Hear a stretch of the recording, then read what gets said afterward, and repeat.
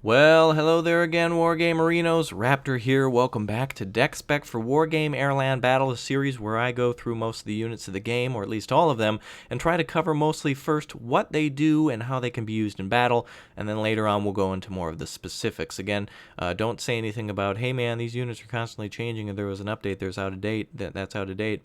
That's not necessarily true, because a Seahawk will always fire ATGMs and a Heavy Hog will always fly, something like that. So again, helicopters will always fly, vehicles will always provide some type of flame, support will always fire artillery. So there's some things that will just not change about this game. But let's go over what the Cobra has to offer. We'll go through the Cobra series, Sea Cobra, OHs, Seahawks, and then the Hogs. Again, we're going to go through the American deck just to kind of cover what these helicopters do. And then, of course, there's much more to the game, of course, what the British have to offer, the Germans, Canadians, Swedes, whatnot, and then, of course, pack side. But this is just to help you to understand exactly what helicopters do and what their capabilities are in the standard game.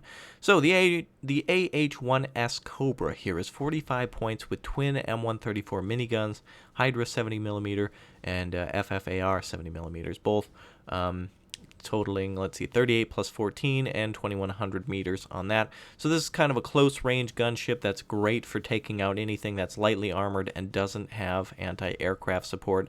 Really good for taking out groups of infantry that are small, like for instance a quick reconnaissance group that's moving along towards the forest could be finished off by this unit. The miniguns could be open fire on that and try to kill them, while the Hydras and everything finish them off and panic them.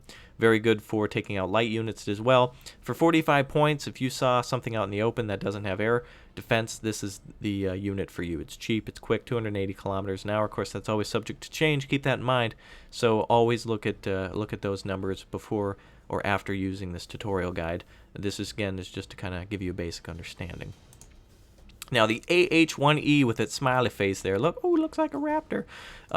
It is 65 points. Now, there's a little bit of a difference here. It comes with a 20mm round on it. That is kinetic energy round and an area of effect. That means this is much more better than this is much more effective at destroying enemy units than the twin 134 miniguns. Now, of course, these could choose through enemy support trucks or supply trucks or anything moving infantry around, but the AH-1E here with the smiley face is much more capable. Now, let's take a look at this. Now, the 20mm, great for taking out lightly armed targets. This is great for taking out artillery. Anything that really doesn't have a lot of armor could shoot through. Pretty good accuracy on it, and just as fast as the previous Cobra. So, of course, you could bring this 1E in with a few other Cobras and desolate enemy forces as they're on the move. Really good for chewing up convoys, and again, going for the enemy supply.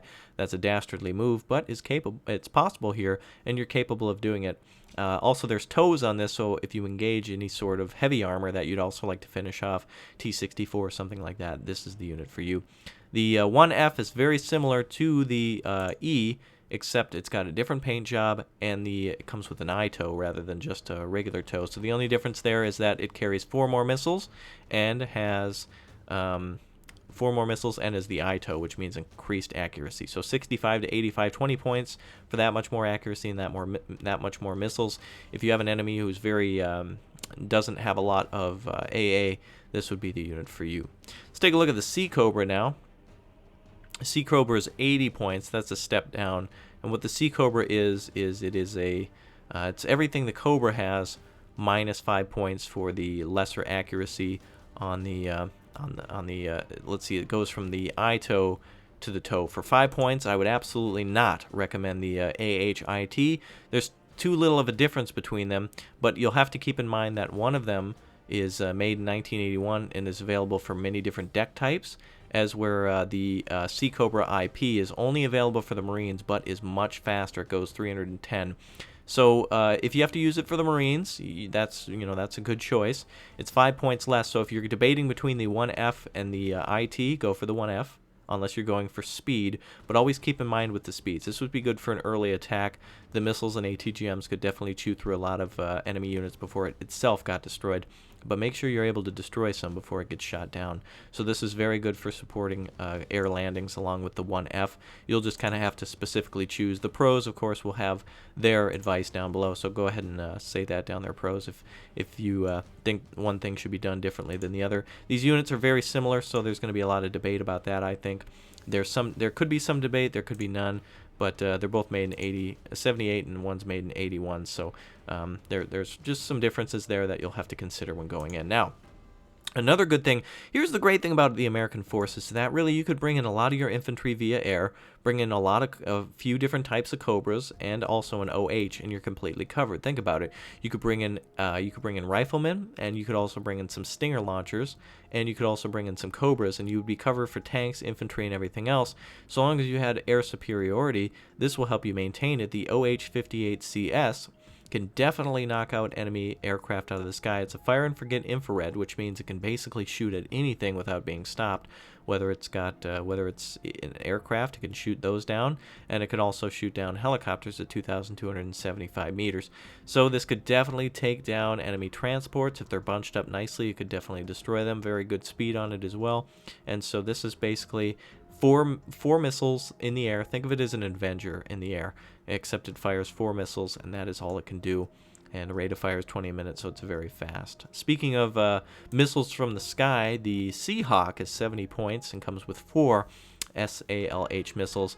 Again, these are semi-active, rather. It can be the missile is guided but can be fired on the move. Operator needs to aim at the target until impact, and a high explosive anti-tank. 300 miles per hour, very, very good, very cheap for taking out something like a T-80A. Unfortunately, it only has 4 missiles, so if you're debating between a Seahawk and a Sea Cobra, I would actually go for the better Cobra. Why get for 70? But again, sometimes 15 points can also be the difference if you're playing Destruction. Keep in mind your game modes too. That's another way to make your decks as well. If you're playing Conquest, feel free to buy the bigger units and get it done and push the enemy back. But if you're playing Destruction, you'll really want to keep costs in mind. So Hellfire A here, accuracy of 14 too.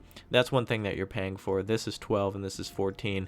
So for 70 points, if there were some T-80As that you needed to finish off, if you had one of these around, it's a savior. It will destroy that T-80 and keep it off the field, and that could definitely switch the battle. You could then bring perhaps Bradleys or something out of hiding and attack a town finally. Speaking of attacking towns, we have the UH-1C Hog. It's ugly. It's big. It's from the Army, and it carries 48 70mm rockets. This is perfect for stopping infantry pushes in forests and stopping the infantry from pushing past a forest. This is great for stopping convoys and big pushes.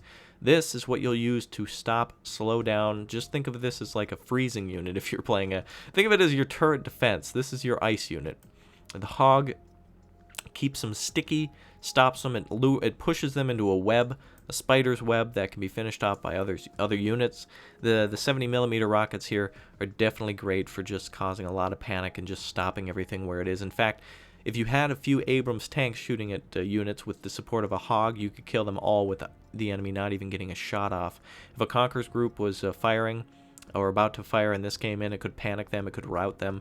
More likely it's going to probably be a panic and lower their accuracy. So for 30 points, why not? There's a lot of things to consider here. And for 5 more points, you can get a grenade launcher on the front of it. 40mm, 150 rounds inside of that. Accuracy is 2 on that, but again, that's just more forward firing fun. And it's got a little smiley face. It looks like Bullet Bill from Super Mario. So that can fire 40mm frag rounds, and that's great for anti-infantry. Really, for 35 points, it's really an effective weapon, and it can definitely take out enemy infantry pretty much anywhere. You can stop special forces from getting behind you if you have line of sight on them. This can support infantry in the woods if you use direct fire on it. You can definitely get behind enemy lines. And you know what? Something I should say, if you bring up a heavy Hog and panic, for instance, at Tunguska, if you panic to Tunguska, you could finish it off with a Seahawk and those units in conjunction. Though it's very risky, a pro could definitely get in and stun the enemy AA with a heavy Hog, while maybe a Seed aircraft moved in to finish off a Tunguska. Tunguska does have missiles capable of destroying enemy aircraft that are infrared, so the ECM is not so effective on it. But then again, the infrared missiles are not as accurate as well. So a lot to consider here in aircraft. Again, other nations such as the Brits or the Canadians have different types of aircraft that are definitely more effective and definitely have a lot many differences to them.